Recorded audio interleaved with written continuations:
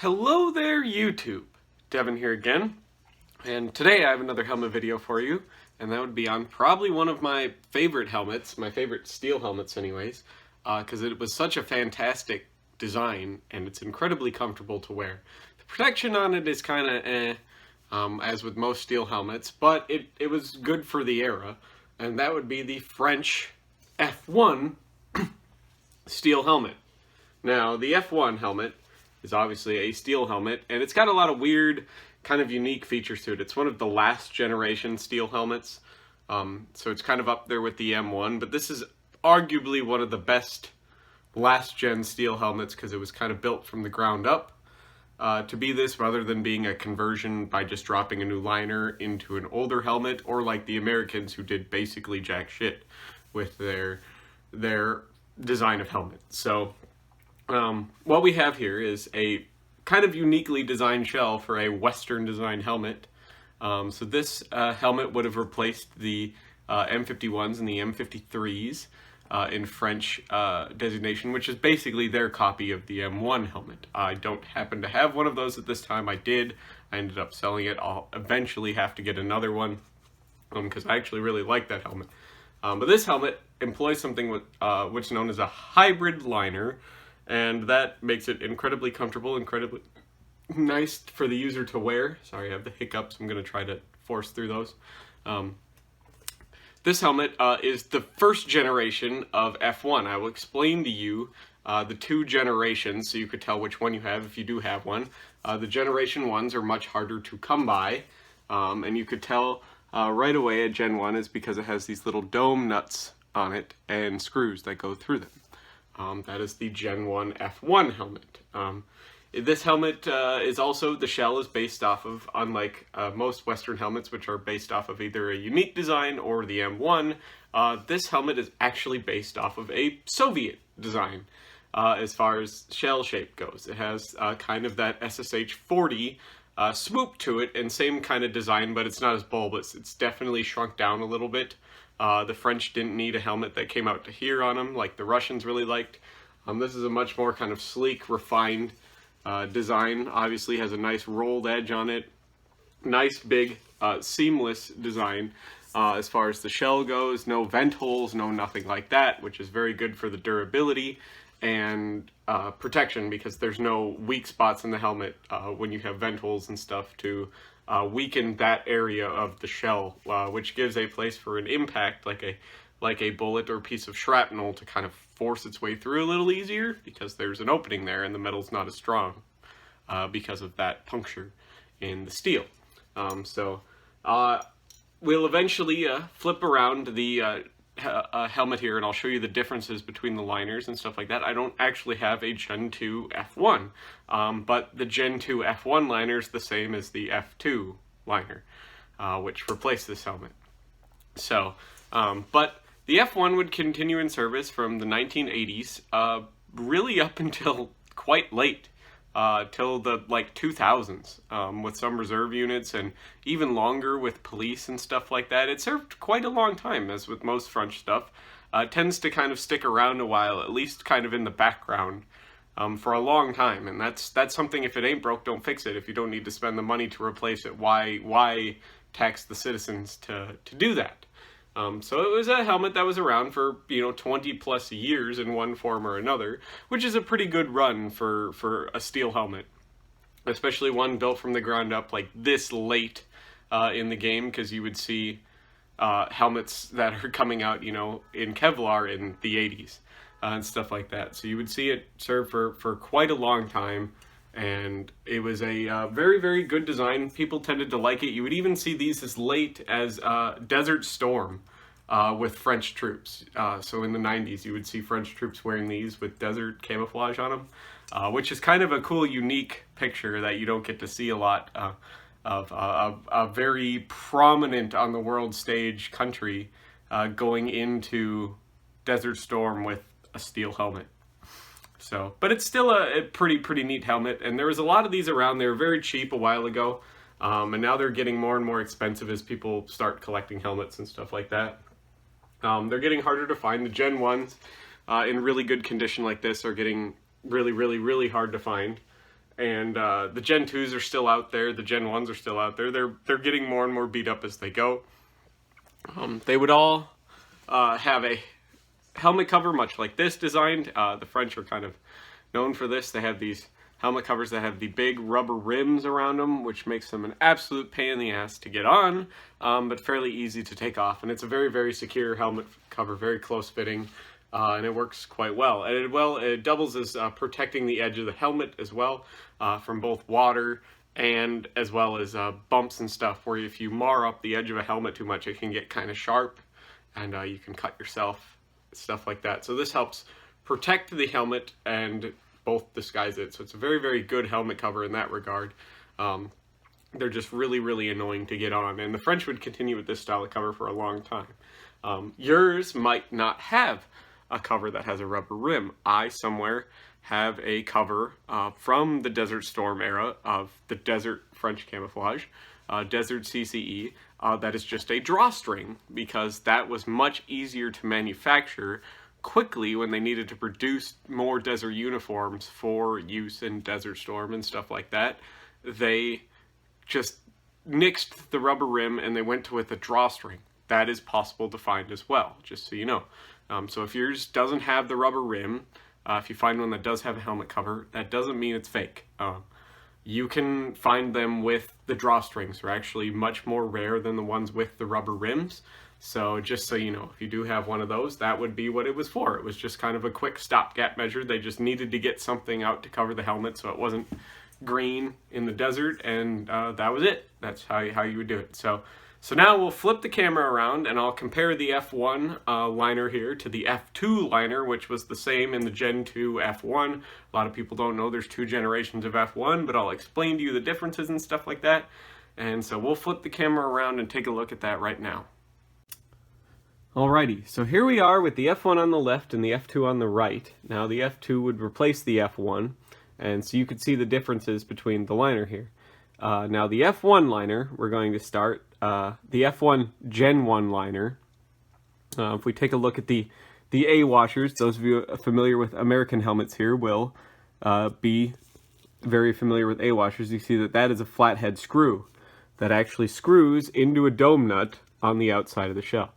That is the easiest way to tell a Gen 1 helmet from a Gen 2 helmet. Lots of these would later be converted to Gen 2 F1 helmets by having those replaced with rivets.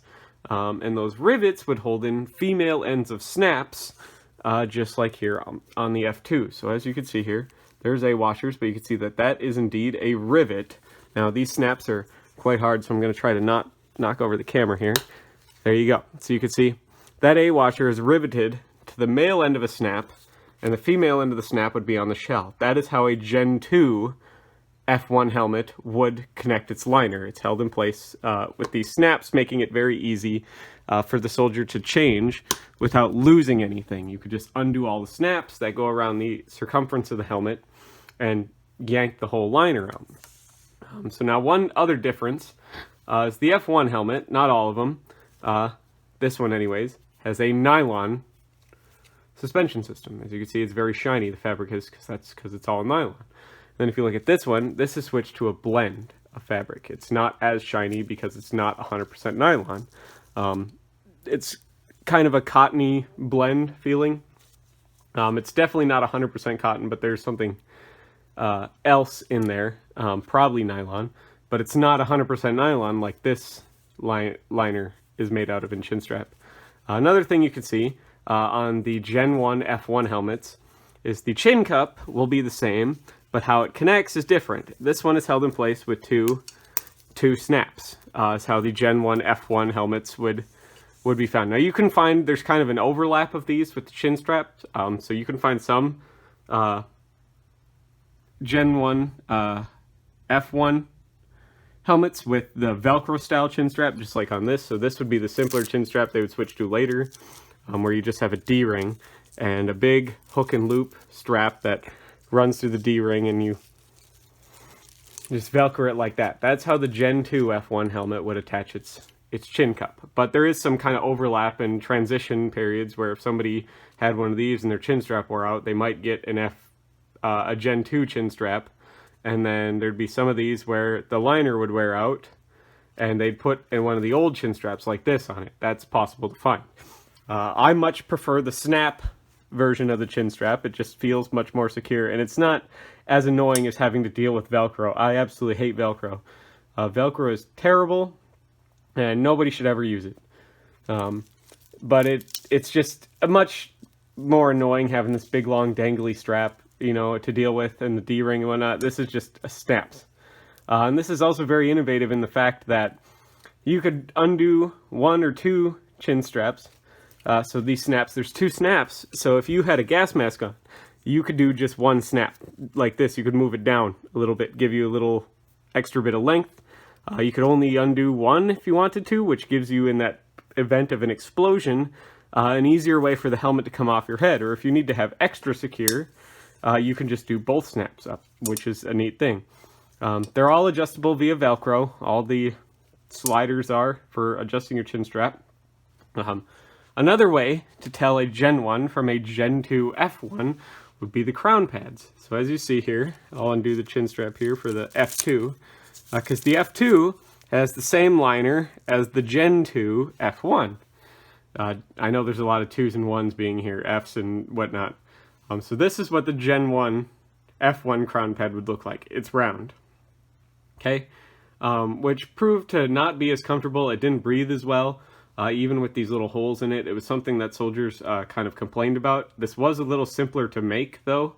It was just not as good overall. So they would switch to this style of crown pad, this kind of star pattern, which, as you can see, has much larger holes and relief cuts around it. It flexed a little better to conform to the soldier's head, whereas this kind of tended to create a hot spot right on the top of the soldier's head. And it trapped a lot of moisture and stuff there, and it wasn't as comfortable. This flexed a little better, conformed to the head a little better, as well as breathed a little better. So this would be something that they would switch to in the later versions of the F1. That would be this crown pad. But once again, there is a transition period where you could find some Gen 1 F1s with this style of liner. Other than that, the sweatband is the same. The liners are all the same. It's this weird hybrid liner where you see a suspension, but every single part of the suspension is backed with these foam pads, which give it a lot of the impact protection, much like a pad version of a helmet, like an ACH.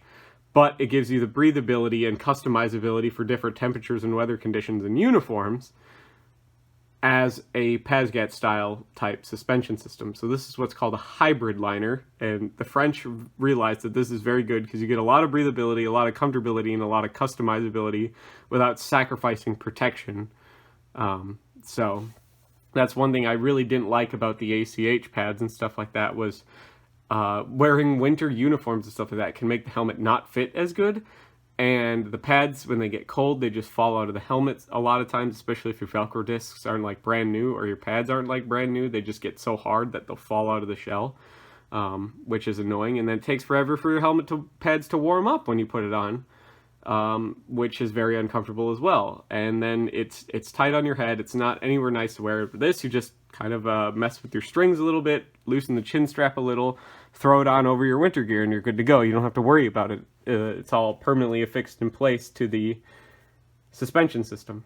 So, but that's the difference between the F1 Gen 1 and the F1 Gen 2, even though this is an F2. The F2 has the same liner as the Gen 2 F1.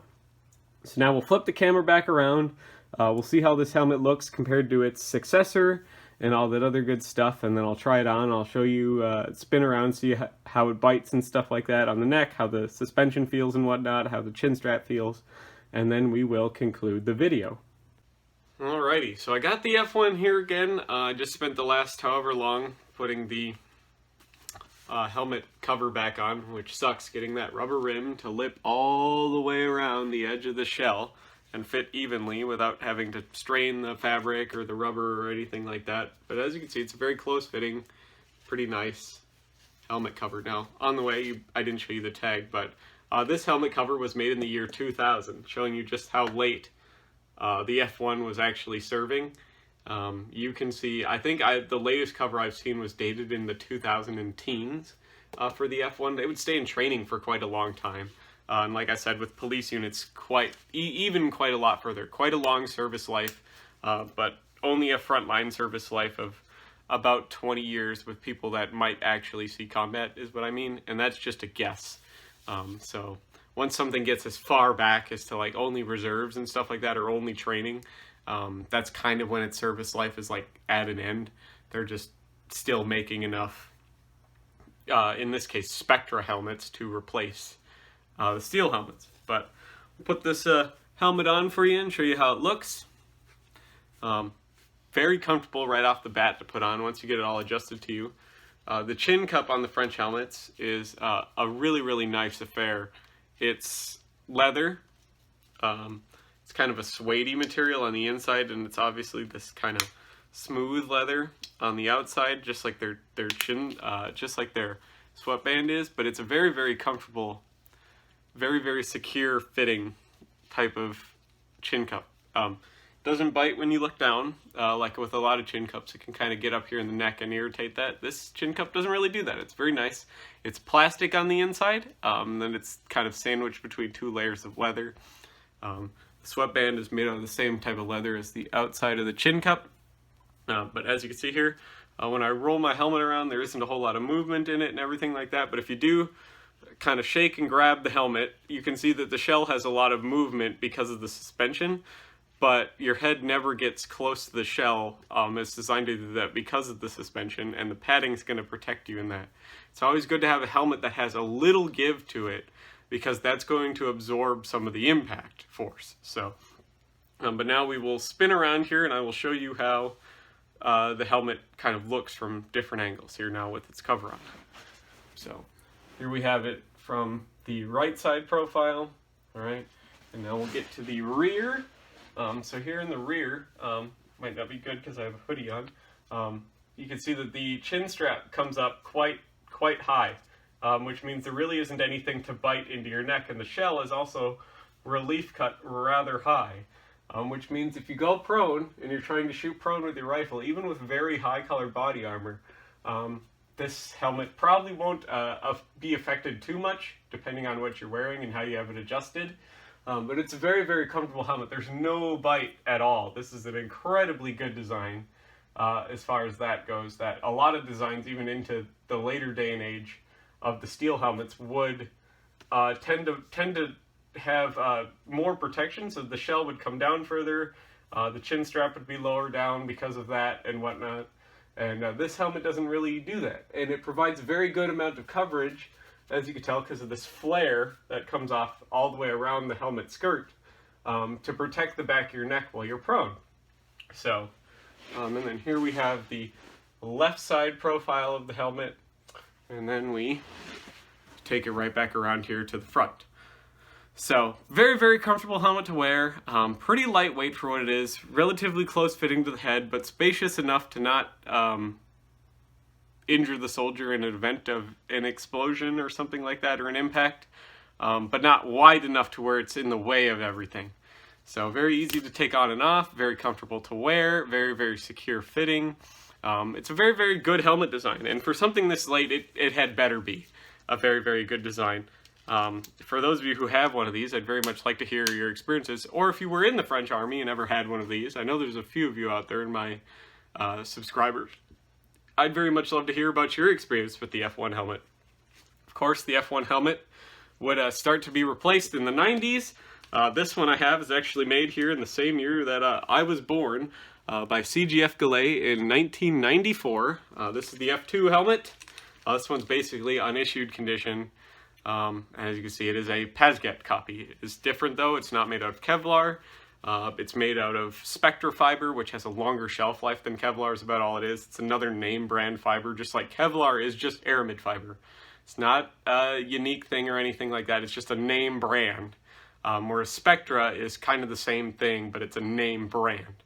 Spectra has like an indefinite shelf life though. It doesn't break down on like an atomic level like Kevlar does as easily anyways. If you're very hard on it, it will, but it doesn't react to things such as sunlight and radiation as much as Kevlar does. So Spectra is kind of a nice fiber for that, and the French would stick it out for quite a long time with Spectra. I believe even their current helmets are made out of Spectra, or maybe they changed to something new. Maybe the feline helmet is made out of like polyethylene or something like that. But they would stick it out with Spectra for quite a long time, which is a pretty unique thing. You don't really see a lot of other armies doing that unless they're getting stuff made by French companies like CGF Gallet. Canada had CGF make CG634s in Spectra. All the Gen 1 CG634s are Spectra. Austria would adopt the F2 helmet, and theirs were Spectra as well. But you don't really see anyone else using Spectra fiber other than France, and subsequent people dealing with France. But they would stay with the same kind of cover with the rubber rim and everything like that, the same kind of liner and chin strap. They would basically just change the shell to be a Pazget style. And this will eventually get its own video. Maybe that'll be next week's video. Just do the double French here. But hopefully you all enjoyed this video and you enjoyed this wonderful, wonderful steel helmet. Like I said, it's probably one of my favorite steel helmets of all time. It's very hard to beat this kind of unique design and all these nice features for comfort and everything like that. They really considered the soldier in this helmet, you can tell, which is great because they built something from the ground up rather than just converting old helmets by dropping new liners in them. So hopefully you enjoyed this video and you subscribe if you like this sort of thing. As always, if you think I'm worth a contribution, there will be a link to the PayPal at the bottom of the description. The description will be where I will correct anything if I said anything wrong, if I catch it. Feel free to drop more information you have on this helmet in the comments. That's really good. It helps people learn. I by no means covered everything of this helmet. No means at all. All of these videos are just overviews. So there is a lot more information that you could find on this helmet out there on the internet. This is just scratching the surface, hopefully piquing your interest, and I encourage you to delve deeper if it's something that you find interesting. So thank you all for watching. Hopefully I will see all of you in the next video. For those of you who do decide to donate to the Patreon, it's as little as $1 a month. It goes a long, long ways to support the channel, especially with YouTube being so hit or miss with money and stuff like that. I appreciate it so much. Little as $1 a month is going to get you into the Discord, which I call the cult. If you want to be a part of the cult, you can do that and all that other good stuff. Come visit Devin the Divine there in the cult, and I will hopefully get to see all of you there. That'd be fantastic. It's great when I get new members in there. Everyone else who's in there, all like 10 of them, are really, really excited. It's great seeing all the cool stuff you have in your collection as well. But if you can't support the channel monetarily, that's totally fine too. Please like and leave a comment. Share the video if you have somebody that might be interested in your other forms of social media and stuff like that. If you have a family member who you think would like some of this stuff, please introduce them to the channel as well. This time of the year, there's going to be family gatherings and stuff, even with the coronavirus. So if you think this is something somebody might be interested in watching, please give them a share. Send them my way. Have them put it in the comments that someone shared this channel to them. I'd very much love to see them and stuff like that. So that really helps me in the algorithms too, as far as getting YouTube to kind of help pay me a little more money. The more comments and likes I get, the more I'll appear in suggested videos for people and stuff like that, which is awesome.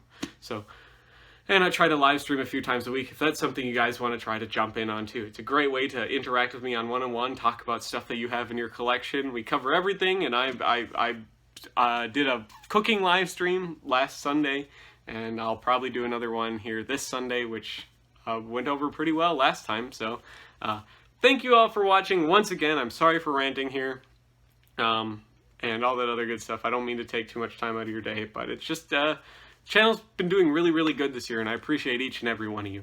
So hopefully I will see you all in the next video and in future, present, and all that other great stuff, and get to interact with you in some way or form here in the New Year's, even though there will be a few videos before the end of the New Year's. But hope you all had a wonderful 2020. I know most of you didn't, but try to find the light at the end of the tunnel, and I will see all of you in the next video. Bye-bye now.